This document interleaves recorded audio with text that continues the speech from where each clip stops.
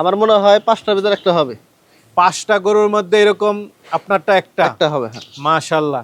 কি মনে হলো যে আপনার গরুটাই বাংলাদেশে ৫টা গরুর মধ্যে তো একটা আমি গরু? অনেক প্রতি বছর আমি হাটে যাই, তো এরকম সুন্দর গরু আমি খুব কম পাই। বড় পাই, কিন্তু এরকম সুন্দর গরু কম পাই। এই জাতের এরকম সুন্দর গরু আপনি খুব কম দেখেন। কম দেখি। এত বড় গরু তোমার ভয় করে না? না। এটা কেমন দাম চাবা?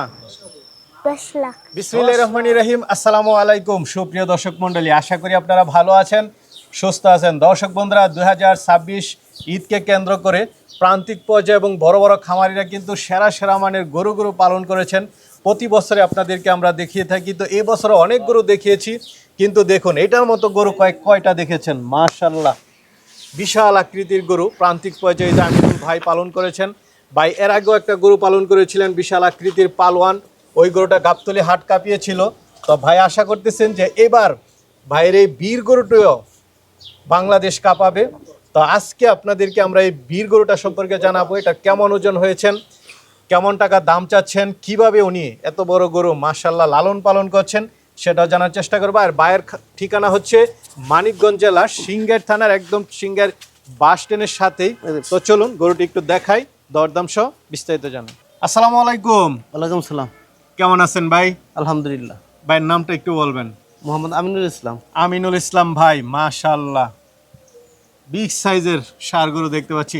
এর আগেও তো আপনি পালন করেছেন। হ্যাঁ, 2022 সালে একটা ছিল। 22 সালে একটা ছিল, ওইটা কি ছিল? পালোয়ান। পালোয়ান। মাশাআল্লাহ, বিশাল পালোয়ান ছিল না? ওটা অনেক বড় ছিল। আচ্ছা, ওইটা বিক্রি করার পরে আবার এটা পালন করেছেন। হ্যাঁ। এটা কি একদম ছোট সময় নিয়ে আসছিলেন? এটা ছোট সময় থেকে। একদম ছোট সময় থেকে। একদম ছোট। তো ভাই আপনি কি বৈশিষ্ট্য দেখে বুঝেন যে এই গরুগুলো বড় হবে? মাশাআল্লাহ। গরুটা জন্ম নেওয়ার পরে আমি দেখছি গরুটা হাত পা অনেক মোটা। মোটা মোটা হাত পা গুলো, মোটা মোটা। হাড়গুলো অনেক মোটা। তো ভাই এটা আপনি হাত পা মোটা মোটা দেখে বুঝতে পারছিলেন যে এটা বড় হবে? এটা অনেক বড় হবে। সেখান থেকে আজকে কত বছর যাবত এটাকে পালন করা হলো? এটা টোটাল বয়স হলো 3.5 বছর। 3.5 বছর। এটাকে আপনি কিভাবে মেডিসিন দিয়েছেন বা কি ধরনের যত্ন নিয়ে থাকেন? কয়বার গোসল করান এটাকে? এটা গোসল করা হয় দিনে 2 বার। দিনে 2 বার। আর এটা 3 মাস 4 মাস পর পর কৃমির ডোজ দেওয়া হয়। আচ্ছা, 3 মাস 4 মাস পর পর। আর 4 মাস পর পর আপনার খুরা রোগের ভ্যাকসিন দেওয়া হয়। আর আচ্ছা ভাই, এখানে আসার পরে দুই একজন বললো যে আসলে আপনার চেয়ে গরুটা বেশি পালন করে ভাবি। হ্যাঁ, এটাই সত্য নাকি? এটাই সত্য। আচ্ছা আচ্ছা, মানে আপনি তো ব্যবসা করেন, বাসায় থাকেন না বেশি একটা? বেশি বাসায় থাকি। গরুটা বেশিরভাগ পালন করে হচ্ছে ভাবি। হ্যাঁ। তো ভাবির কি এত বড় গরু পালন করতে কি ভয় টয় করে না? ভয় করার সাহস হয়ে গেছে আর কি। তো আমিনুল ভাই, আপনার কাছে কি মনে হয় বাংলাদেশে কি এরকম গরু আরো আছে? আমার মনে হয় ৫টার ভিতরে একটা হবে। ৫টা গরুর মধ্যে এরকম আপনারটা একটা হবে, হ্যাঁ। মাশাআল্লাহ। কি মনে হলো যে আপনার গরুটাই বাংলাদেশে 5টা গরুর মধ্যে তো একটা? আমি অনেক প্রতি বছর আমি হাটে যাই, তো এরকম সুন্দর গরু আমি খুব কম পাই। বড় পাই, কিন্তু এরকম সুন্দর গরু কম পাই। এরকম সুন্দর গরু আপনি খুব কম দেখেন? কম দেখি, হ্যাঁ। আচ্ছা, আপনার এই গরুর নাম দিয়েছেন আপনি বীর। বীর। আচ্ছা, এই বীর রাখার কারণ কি ভাই? দেখতে শুনতে বডি ওয়েট বা এই সব কিছু মিলে বীরের মতোই দেখতে দেখা যায়। একদম বীরের মতো, এই জন্য নাম দিয়েছেন বীর। বীর।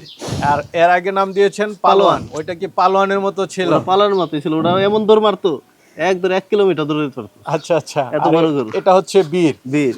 মাশাআল্লাহ। বীরের কেমন ওজন আছে ভাই? এটা ওজন আছে 1100-র কাছাকাছি। 1100-র কাছাকাছি। কেমন দাম চাবেন আপনি এই বীরের? এই বীরের দাম চাচ্ছি আমি 10 লক্ষ টাকা।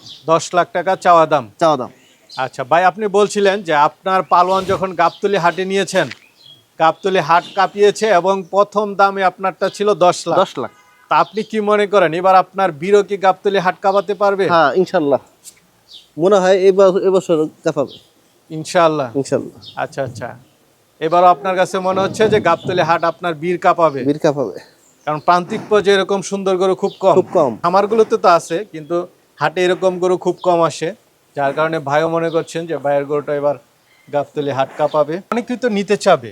হ্যাঁ, বড় বড় প্রান্তিক বড় বড় খামারিরা আছে, তারা নিতে চাবে। তারা কিভাবে নিবে যদি এটা একটু বলতেন? এটা যদি ঢাকা থেকে আসে হেমাদপুরে পরে সিঙ্গা। আচ্ছা আচ্ছা, একদম মানে গাবতলী থেকেও একদম কাছাকাছি। সিঙ্গার। হ্যাঁ, সিঙ্গার কিটিংচর স্কুলের ঠিক পেছনে, মানে একদম রোডের সাথে।